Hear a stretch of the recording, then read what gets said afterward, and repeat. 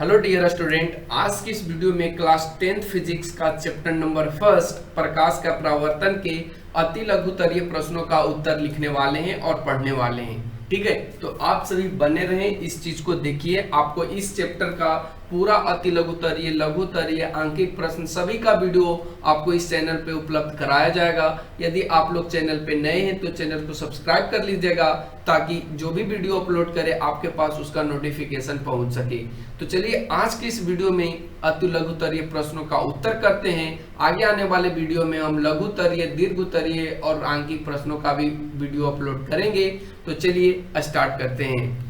Question number देखिए, अति लघुतरीय का फर्स्ट कहता है कि समतल दर्पण पर पड़ने वाली एक ही प्रकाश किरण की कितनी परावर्तित किरणें हो सकती है।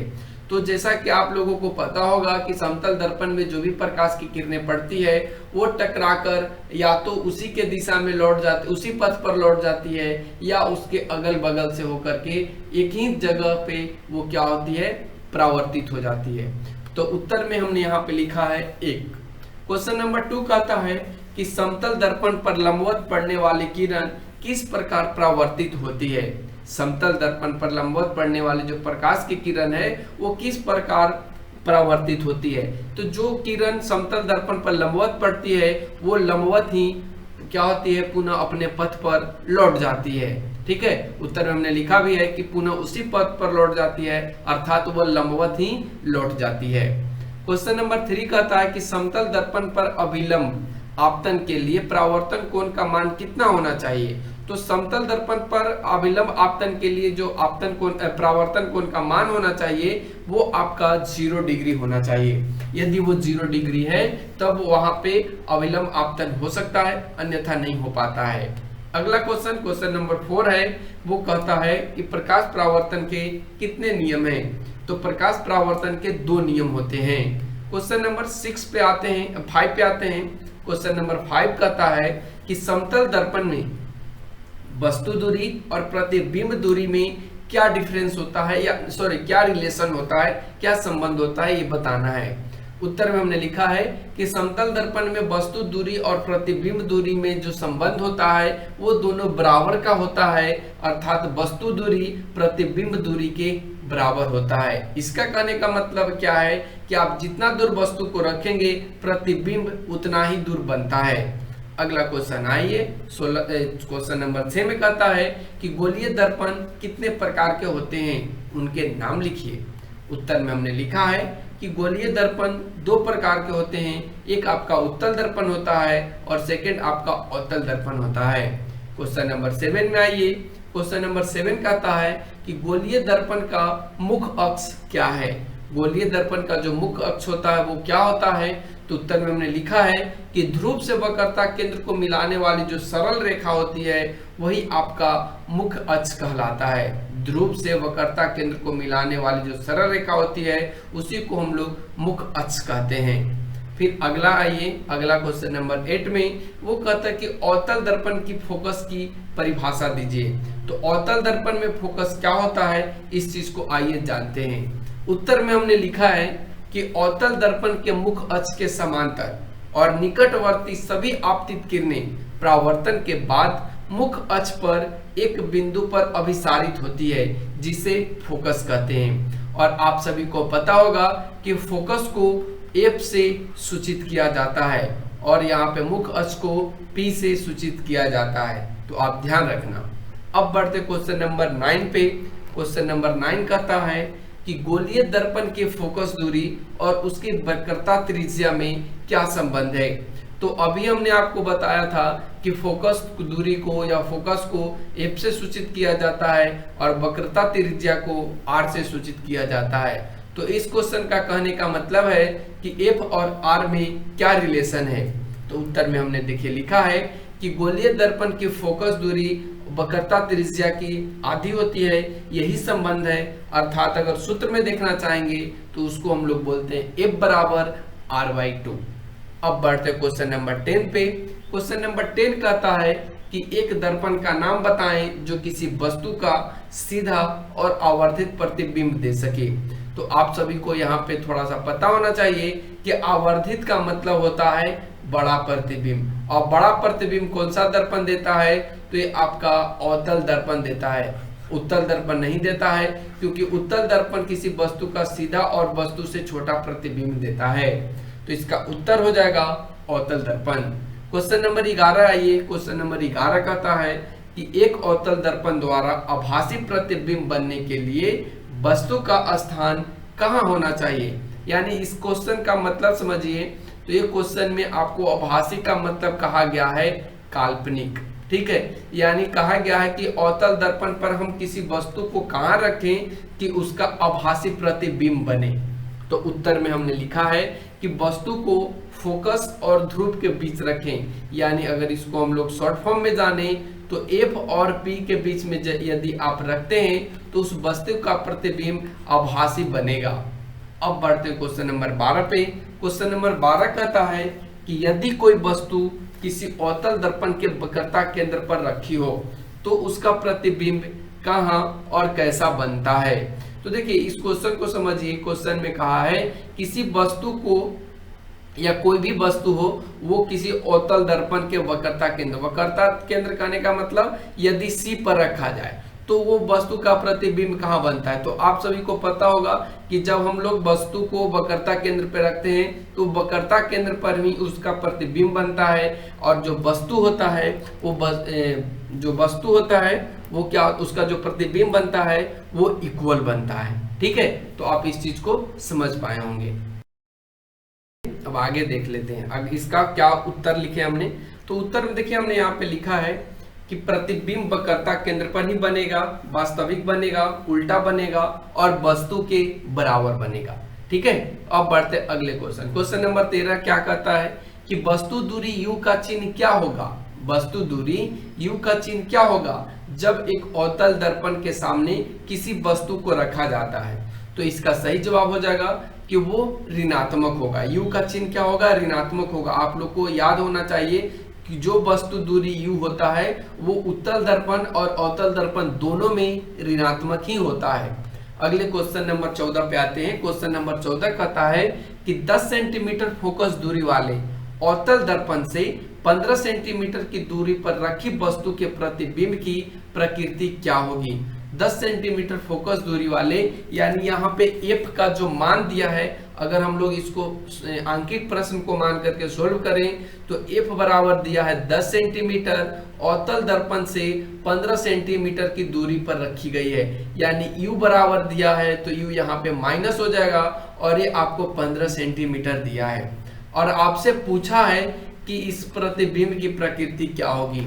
तो उत्तर में हमने लिखा है कि प्रतिबिंब वस्तु से बड़ा बनेगा, वास्तविक और वस्तु की अपेक्षा उल्टा बनेगा। यहाँ पे जो प्रतिबिंब की प्रकृति होगी वो ये होगी कि जो वस्तु है जितना साइज का उससे वो बड़ा बनेगा, वास्तविक बनेगा, लेकिन उस वस्तु का जो प्रतिबिंब है वो उल्टा बनेगा वस्तु के अपेक्षा, ठीक है। तो आप समझ पाए होंगे। अब चलते क्वेश्चन नंबर 15 पे। क्वेश्चन नंबर 15 कहता है कि अवतल दर्पण से किस दूरी पर एक वस्तु को रखा जाए जिससे कि प्रतिबिंब का आकार वस्तु के आकार के बराबर हो? तो अभी हमने आपको ऊपर समझाया था कि जब वस्तु के आकार बराबर चाहिए तो आपको वक्रता केंद्र यानी C पर रखना होगा। यदि आप वस्तु को वक्रता केंद्र पर रखते हैं तो वो वस्तु का आकार और वस्तु का जो आकार होगा वो वस्तु के बराबर ही होगा और उसका जो प्रतिबिंब बनेगा वो सेम साइज का बनेगा, ठीक है। तो आप समझ पाए होंगे। अब बढ़ते अगले क्वेश्चन, क्वेश्चन नंबर 16 पे। क्वेश्चन नंबर 16 कहता है कि किस गोलीय दर्पण में केवल काल्पनिक प्रतिबिंब बनता है? वो कौन सा दर्पण है जिसमें काल्पनिक प्रतिबिंब बनता है? तो इसका उत्तर हो जाएगा उत्तल दर्पण। उत्तल दर्पण में केवल काल्पनिक प्रतिबिंब बनता है, ध्यान रखना। जबकि जो अवतल दर्पण है इसमें आभासी प्रतिबिंब के साथ साथ वास्तविक प्रतिबिंब भी बनता है। अब बढ़ते अगले क्वेश्चन, क्वेश्चन नंबर 17 पे। क्वेश्चन नंबर 17 कहता है क्या एक उत्तल दर्पण किसी वास्तविक वस्तु का वास्तविक प्रतिबिंब बना सकता है? तो उत्तर में हमने लिखा नहीं, केवल ऐसा अवतल दर्पण में होता है। अवतल दर्पण वास्तविक प्रतिबिंब सिर्फ बनाता है, उत्तल दर्पण में वास्तविक प्रतिबिंब नहीं बनता है। उत्तल दर्पण में काल्पनिक प्रतिबिंब सिर्फ बनता है। अब बढ़ते हैं क्वेश्चन नंबर 18 में कहता है कि एक दर्पण की फोकस दूरी f बराबर -15 सेंटीमीटर है, यह अवतल दर्पण है या उत्तल दर्पण। तो उत्तर में हमने लिखा है कि जब भी f का मान निगेटिव आए तो वो आपका अवतल दर्पण होता है। तो उत्तल, इसका सही जवाब हो जाएगा उत्तल दर्पण। अगला क्वेश्चन नंबर 19 कहता है कि गोलीय दर्पण की आवर्धन की परिभाषा दें, यानी गोलीय दर्पण किसे कहते हैं इसका आपको परिभाषा देना है। उत्तर में हमने लिखा है कि प्रतिबिंब की ऊंचाई और वस्तु की ऊंचाई के अनुपात को आवर्धन कहते हैं। प्रतिबिंब की ऊंचाई और वस्तु की ऊंचाई का जो रेशियो होता है, यानी इसका फॉर्मूला की बात करें तो m बराबर होता है h1/h2, या ऐसे लिख सकते हैं प्रतिबिंब की ऊंचाई बटा वस्तु की ऊंचाई। ठीक है, प्रतिबिंब की ऊंचाई बटा में वस्तु की जगह पे बच्चों आप लोग ध्यान रखना, कहीं कहीं बिंब लिखा हुआ होता है तो उसे बरगलाना नहीं, उसको हम लोग वस्तु ही बोलते हैं। तो बिंब की ऊंचाई, ठीक है, इस तरीके से आपका ये उत्तर हो जाएगा। चलिए क्वेश्चन नंबर 20 पे आते हैं। क्वेश्चन नंबर 20 कहता है आवर्धन m का ऋणात्मक मान क्या बताता है। जो आवर्धन m है उसका ऋणात्मक मान क्या बताता है। तो उत्तर में हमने लिखा है कि m का जो ऋणात्मक मान है वो ये बताता है कि प्रतिबिंब वास्तविक है एवं उल्टा है। ठीक है, प्रतिबिंब क्या वास्तविक है एवं उल्टा है। क्वेश्चन नंबर 21 पे चलते हैं। क्वेश्चन नंबर 21 कहता है कि एक गोलीय दर्पण की वक्रता त्रिज्या 20 सेंटीमीटर है, यानी वक्रता त्रिज्या कहने का मतलब यहाँ पे आपको r दिया है। ठीक है, और r बराबर कितना दिया है 20 सेंटीमीटर दिया है। इसकी फोकस दूरी कितनी होगी, यानी f बराबर आपसे पूछा है वाट। तो अभी आपको हमने एक फॉर्मूला बताया था कि f बराबर होता है r/2। तो r कितना है 20 है, ये 2 है, इसकी जो फोकस दूरी हो जाएगी वो कितना सेंटीमीटर हो जाएगी 10 सेंटीमीटर हो जाएगी। तो आप इस चीज को बना लीजिए इस वीडियो को देख करके। अब चलिए आगे बढ़ते हैं अगले क्वेश्चन पे। अगला क्वेश्चन कहता है कि उत्तल दर्पण के एक उपयोग को लिखें, यानी उत्तल दर्पण का क्या उपयोग है इसको लिखना है। तो उत्तर में हमने लिखा है कि ये गाड़ियों के साइड मिरर के रूप में उत्तल दर्पण का उपयोग किया जाता है, और ऐसा इसलिए किया जाता है क्योंकि वो किसी वस्तु का सीधा प्रतिबिंब देता है, वस्तु से छोटा प्रतिबिंब बना कर देता है, जिससे उस हम आने वाले जो पीछे की गाड़ी है या यात्री है या कोई भी चीज है उसको आसानी से देख पाए। अब बढ़ते हैं अगले क्वेश्चन पे। क्वेश्चन नंबर 23 कहता है कि उस उत्तल दर्पण की फोकस दूरी ज्ञात कीजिए जिसकी वक्रता त्रिज्या 32 सेंटीमीटर है। ये भी बहुत इजी क्वेश्चन है, जैसे कि अभी हमने ऊपर आपको सोल्व किया। इसमें आपको f बराबर फाइंड करना है और r का वैल्यू 32 दिया है। तो अभी हमने आपको फॉर्मूला बताया था f बराबर r/2, यानी 32/2 इक्वल टू कितना आ जाएगा 16 सेंटीमीटर। ठीक है, तो आप इस चीज को भी समझ गए होंगे। अब चलते क्वेश्चन नंबर 24 पे। क्वेश्चन नंबर 24 कहता है कि काल्पनिक प्रतिबिंब से आप क्या समझते हैं। जो काल्पनिक प्रतिबिंब होता है उससे आप क्या समझते हैं। तो उत्तर में हमने लिखा है कि यह वैसा प्रतिबिंब होता है जो किरणों के काल्पनिक कटान से बनता है। यानी हम लोग, अगर हमसे पूछा जाए कि काल्पनिक प्रतिबिंब से आप क्या समझते हैं, तो काल्पनिक प्रतिबिंब से भैया हम यही समझते हैं कि वो जो प्रतिबिंब होता है वो वास्तविक नहीं होता है, किसी बिंदु को मिलाने से काल्पनिक कल्पना करने से वो प्रतिबिंब बनता है, वही आपका काल्पनिक प्रतिबिंब कहलाता है। ठीक है, अब बढ़ते क्वेश्चन नंबर 25 पे। क्वेश्चन नंबर 25 कहता है कि समतल दर्पण में आवर्धन m बराबर +1 का क्या अर्थ है। समतल दर्पण में आवर्धन m बराबर +1 का क्या मतलब होता है। तो उत्तर में हमने लिखा है कि समतल दर्पण में आवर्धन m बराबर +1 का अर्थ है कि प्रतिबिंब का आकार वस्तु के आकार के बराबर है। जो प्रतिबिंब है वो वस्तु के जैसा ही है, उसमें कोई कम बेसी नहीं हुआ है। ठीक है, तो ये +1 m बराबर +1 का मतलब होता है।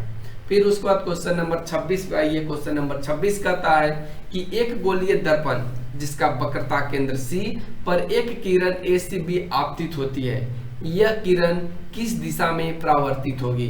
तो इसका सही जवाब होगा ये उसी पथ पर परावर्तित हो जाएगी। जैसे कि आप देख सकते हैं कि जब कोई वस्तु वक्रता केंद्र से उसका प्रतिबिंब उसका किरण गुजार जाती है तो पुनः वो वक्रता केंद्र पर ही लौट जाती है। अब बढ़ते क्वेश्चन नंबर 27 पे। क्वेश्चन नंबर 27 कहता है कि अवतल दर्पण के कोई दो उपयोग को लिखिए। यानी अवतल दर्पण का उपयोग हम लोग कहाँ कहाँ करते हैं, तो उत्तर में हमने लिखा है फर्स्ट में कि उत्तल दर्पण का प्रयोग हम लोग हजामती के रूप में करते हैं। हजामती कहने का मतलब जो सैलून में जो दर्पण लगा हुआ होता है, जो कांच का शीशा लगा हुआ होता है, वो अवतल दर्पण का ही होता है और वो लगाना भी चाहिए ताकि किसी भी चीज को यानी बाल को जो ठाकुर लोग हैं, नाई लोग हैं, वो बड़ा करके देख सकें और उसका अच्छे से सेविंग कर सकें। नंबर 2 में हमने लिखा है कि सर्च लाइट में हम लोग अवतल दर्पण का उपयोग करते हैं, गाड़ियों के हेडलाइट में करते हैं, टॉर्च में करते हैं, टेबल लैंप में करते हैं। और ऐसा क्यों करते हैं, इसके लिए आपको आगे का वीडियो जानना है तो आप लोग चैनल को सब्सक्राइब कीजिए। चैनल पे जो भी वीडियो है उनको जाके देखिए ताकि आपका जो कंसेप्ट है वो क्लियर हो, कंसेप्ट आपका बिल्ड हो सके और जो भी आपके अंदर डाउट है वो भी आपका क्लियर हो जाए। तो कैसा लगा आज का ये वीडियो कमेंट सेक्शन में कमेंट करके जरूर बताना। Thanks for watching, take care, bye bye.